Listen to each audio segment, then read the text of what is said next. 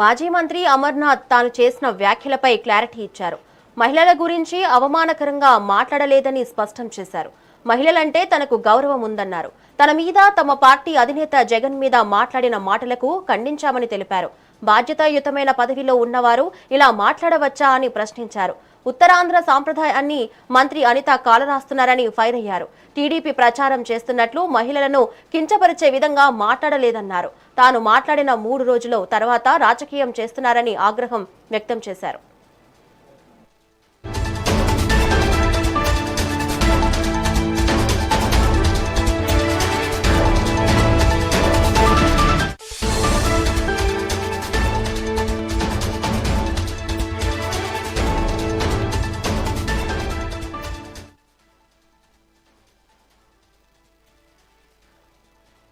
భారతిరెడ్డి గారిని భారతమ్మ అని పిలుస్తారు, విజయలక్ష్మి గారిని విజయమ్మ అని పిలుస్తారు. అంటే భారతమ్మ విజయమ్మ అని పిలుస్తున్నటువంటి వీరికి వాళ్ళ నాన్న ఏమవుతాడు అని అడుగుతాను. చెప్పండి, సమాధానం చెప్పండి. పత్రికా మిత్రులు చెప్పండి. చెప్పమ్మా ఏవిఎన్ రామకృష్ణ చెప్పండి. కాదు అడుగుతున్నాను, చెప్పండి. అంటే నేను మిమ్మల్ని ఏమనట్లా, దానికి అర్థం ఏంటో చెప్పండి అని అడుగుతున్నా. ఈ మాటలకి ఏ రోజున క్షమాపణ చెప్పింది ఆవిడ?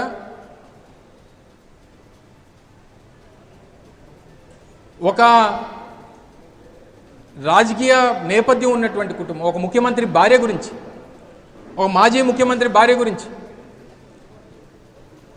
దివంగత మహానేత రాజశేఖర రెడ్డి గారి భార్య గురించి, వైఎస్ జగన్మోహన్ రెడ్డి గారి భార్య గురించి మాట్లాడినటువంటి మాటలు ఈ రకంగా ఇంత నీచంగా మాట్లాడితే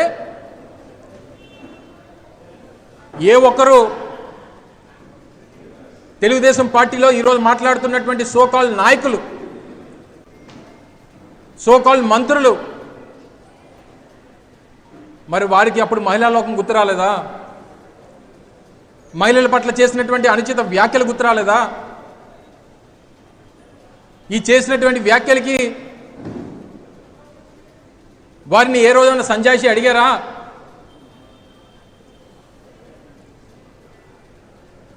ఈ రకమైనటువంటి తప్పుడు మాటలు మాట్లాడుతూ ఎవరన్నా ప్రశ్నిస్తే వారి మీద కేసులు పెడుతూ సామాన్యమైనటువంటి ఒక సోషల్ మీడియా కార్యకర్తను తీసుకొని వెళ్ళి 30-40 పోలీస్ స్టేషన్లో కేసులు పెట్టి వారిని ఇబ్బంది పెడతా ఉంటే ఈ ప్రాంతంలో ఉన్నటువంటి నాయకుడిగా మా కార్యకర్తలకు భరోసా ఇవ్వాల్సినటువంటి బాధ్యత ఉన్నటువంటి మాలాంటి వారు తిరగబడకపోతే మరింత పేట్రేగిపోయేటువంటి పరిస్థితులు వస్తాయి. దానికి అడ్డుకట్ట వేయడానికి మాత్రమే నా తాలూకా ప్రతిస్పందన అని చెప్పి ఈ సందర్భంగా తెలియజేస్తా ఉంది. ఇదొక్కడే కాదు, అనేక మార్లు ఇదొక ప్రసంగం చూడండి.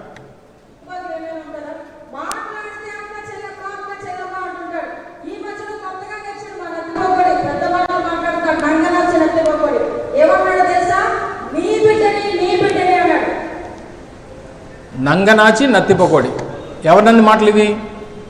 ఒక ముఖ్యమంత్రిగా ఉన్నటువంటి జగన్మోహన్ రెడ్డి గారిని ప్రతిపక్షంగా ఉన్నటువంటి వారు మాట్లాడినటువంటి మాటలు అవి. ఈ టైప్ ఆఫ్ యాటిట్యూడ్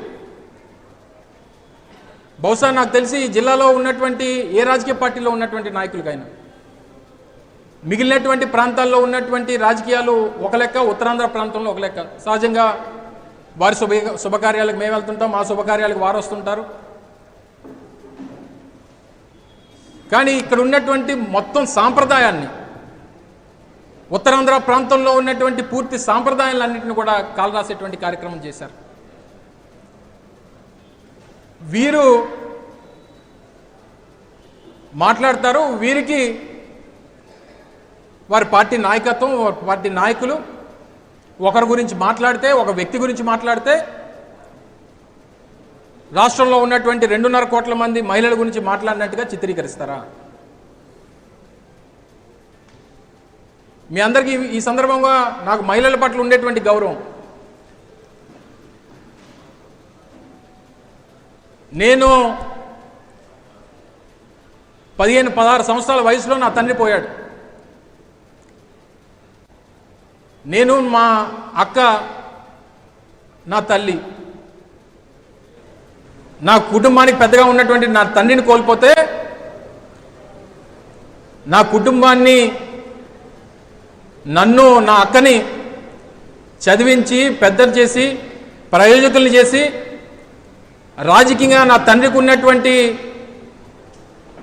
రాజకీయ వర్గాన్ని నిలబెట్టినటువంటిది నా తల్లి. 15 సంవత్సరాలు నా తల్లి కూడా చిన్న వయసులో 18 ఏళ్ళకి పెళ్ళి అయిపోయింది. 36-37 సంవత్సరాల వయసుకి నా తండ్రి చనిపోయాడు. ఆ వయసులో నా తల్లి నన్ను, నా అక్కని పెంచింది. అంటే వారిద్దరి మధ్య నా తల్లి, నా అక్క మధ్యలోనే పెరిగా. రాజకీయంగా నాకు బాటలు వేసింది నా తల్లి. 10 సంవత్సరాలు ఆరోగ్యం బాగాలేకపోయినా ఆ రాజకీయ పార్టీకి సేవ చేసింది నా తల్లి. కానీ వారితో పాటు తర్వాత నా పెళ్ళయింది. నాకు పుట్టిన 2 బిడ్డలు, ఆడపిల్లలు. అంటే నేను మొత్తంగా మహిళల మధ్య, అది నా కూతుర్లు కానివ్వండి, నా భార్య కానివ్వండి, మా అక్క కానివ్వండి, నా తల్లి కానివ్వండి, వారి మధ్య పెరిగినటువంటి వ్యక్తిని. నాకు మహిళల పట్ల ఏ రకమైనటువంటి గౌరవం ఉంటుందో నాకు కొత్తగా చెప్పాల్సినటువంటి పని లేదు. నా రాజకీయ పార్టీలో ఉన్నటువంటి నా సహచరులను అడిగితే చెప్తారు, మా పార్టీ నాయకులను అడిగితే చెప్తారు. కానీ నీలాంటి వాళ్ళకి అది అర్థం కాదు. నీకు నేను సంజాయిషి ఇవ్వాల్సినటువంటి పని అంతకన్నా లేదు. భారతిరెడ్డి గారిని భారతమ్మ అని పిలుస్తారు.